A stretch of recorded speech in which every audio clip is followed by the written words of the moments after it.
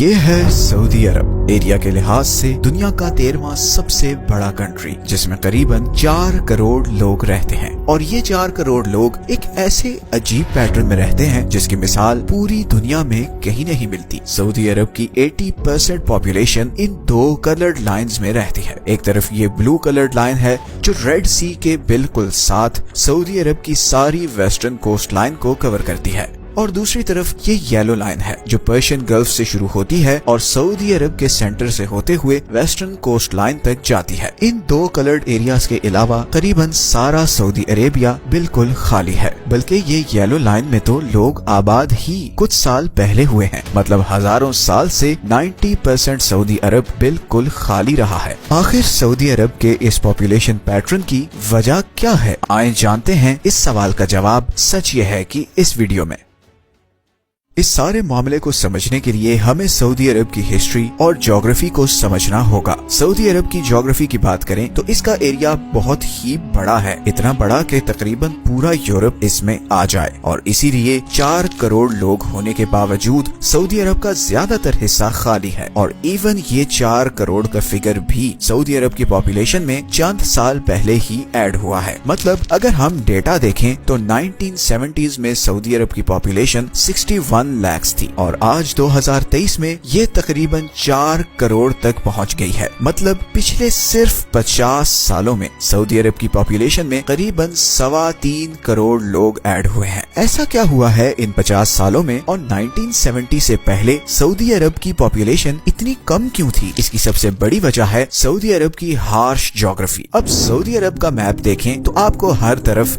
بڑے بڑے ریگستان نظر آئیں گے، جیسے ناردرن سائڈ پر جارڈن اور عراق کے بارڈر پر النفود ڈیزرٹ ہے۔ اسی طرح سعودی عرب کی صدرن سائڈ پر بہت ہی بڑا اور خطرناک ریگستان ہے جسے عربی میں ربع الخالی اور انگلش میں دا ایمپٹی کوارٹر کہتے ہیں۔ اگر آپ گوگل میپ پر سعودی عرب کو دیکھیں تو آپ کو سمجھ آ جائے گا کہ اس ایریا کو دا ایمپٹی کوارٹر کیوں کہتے ہیں۔ اس پورے ایریا میں آپ کو کوئی روڈ، ریل، گھر کچھ بھی نظر نہیں آئے گا، اور اس کی وجہ یہ ہے کہ اس ریگستان میں اتنے بڑے اور خطرناک ریت کے طوفان آتے ہیں جتنے ہماری پوری زمین میں کہیں نہیں آتے، اور گرمیوں میں یہاں ٹیمپریچر 55 ڈگریز تک پہنچ جاتا ہے، جبکہ دوسری طرف سردیوں میں اتنی ٹھنڈ ہوتی ہے کہ ٹیمپریچر -7 تک گر جاتا ہے۔ اسی ریگستان کی وجہ سے سینٹرل، ناردرن اور صدرن عربیہ میں ٹریڈ ہمیشہ سے بہت مشکل رہا ہے۔ حالانکہ یہ سارے کنٹریز پڑوسی ہیں اور ان کے ایک دوسرے کے ساتھ بارڈر ہیں۔ ایون اگر آپ عمان کو دیکھیں تو وہ تو بالکل ہی لاک نظر آئے گا، مطلب آگے سمندر ہے اور پیچھے ایک خطرناک صحرا۔ 20th سینچری سے پہلے اس ریگستان